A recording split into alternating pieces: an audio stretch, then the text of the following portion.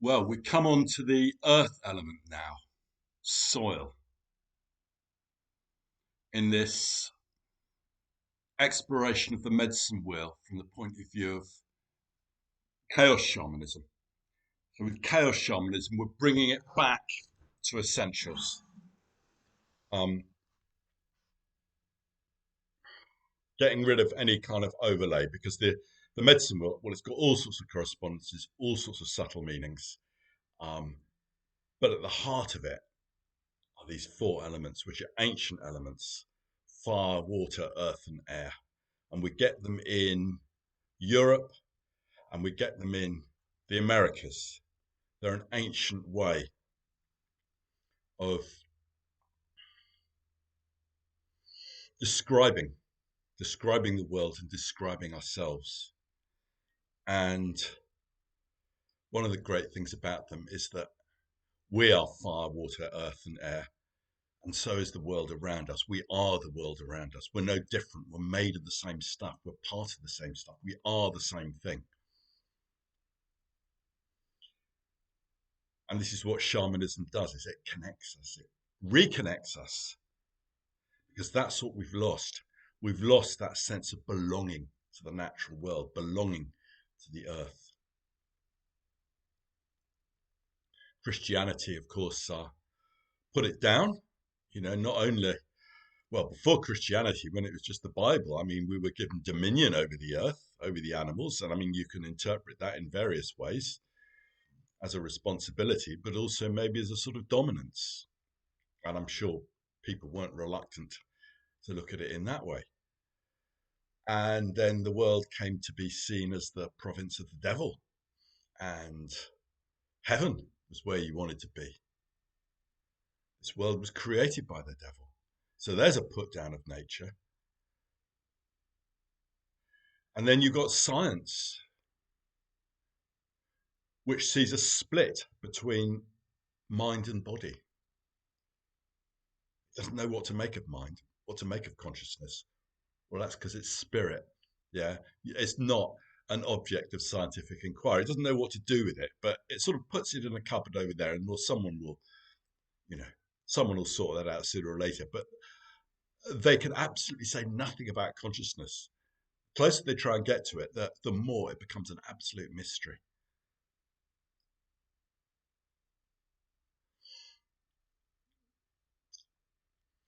And then we have the scientific idea of evolution, which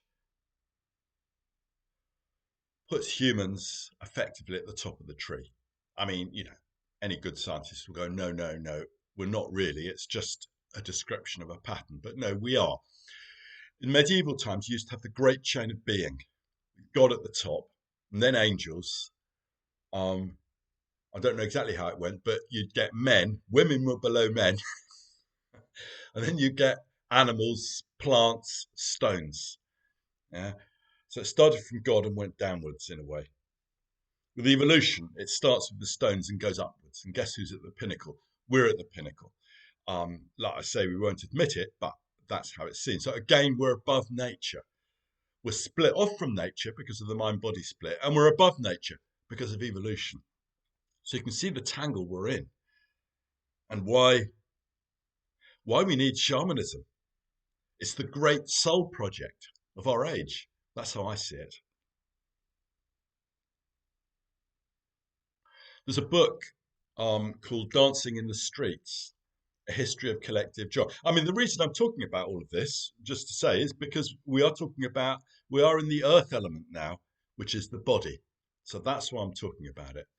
So yeah, Barbara Ehrenreich's book. What she says is that in medieval times, you used to have dancing in the churches.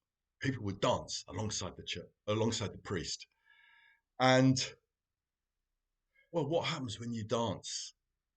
Yeah, your spirit comes alive. You make a bodily connection to spirit. You become inspired. And well, you can't have that if you're trying to run a religion, if you're trying to control people.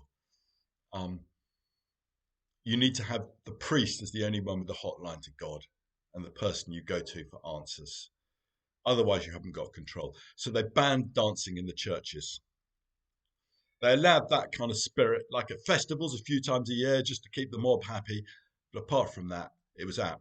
So fast forward a few hundred years, and the early European explorers are going around the world, and what do they find wherever they go?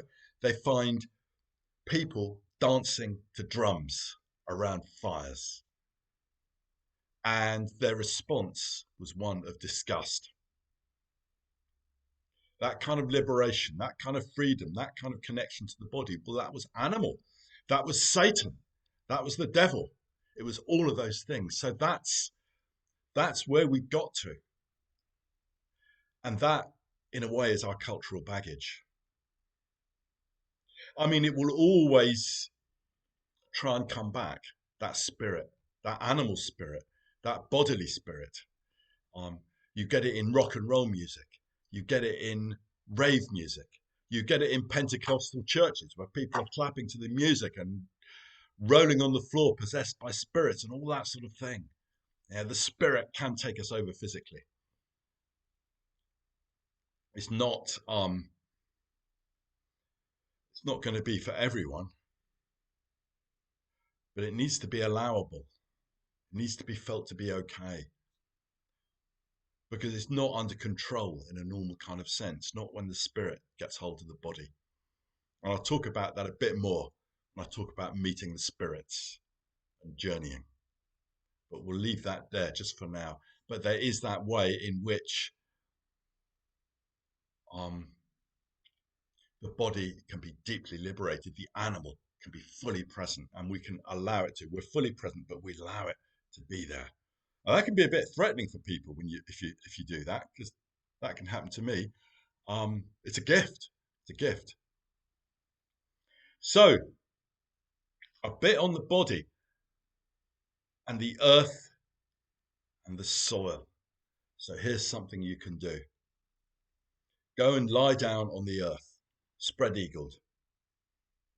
Probably need to choose a nice day. Not necessarily, actually, not if you dress up warm, but just lie on the earth and just feel the earth with your body and with your heart.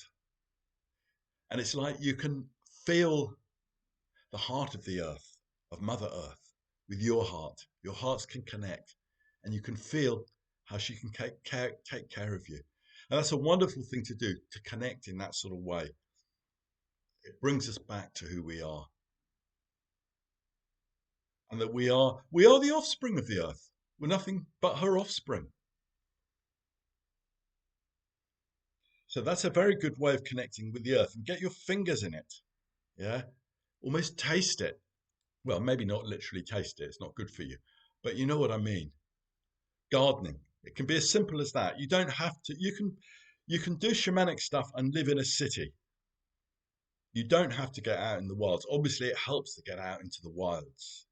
It's something I do. I live on Dartmoor and I go for walks there and I'm just in the natural world. And it sort of shakes everything down. It sorts things. It brings me back into balance. It connects me. It does all those things. It's very simple. And I just need to be there and pay attention some of the time. Maybe most of the time I'm off thinking about something else, but some of the time I need to stop and look. I mean, as a bloke, it's like I've got my route planned and I want to get my route done. So I find it can be quite useful. I've learned this walking with women, is that they'll get me to stop something. They go, "Oh, look at that," and we stop and we look at something, and that's important as well. And as I say, as a bloke, I can forget to do that. So we pay attention.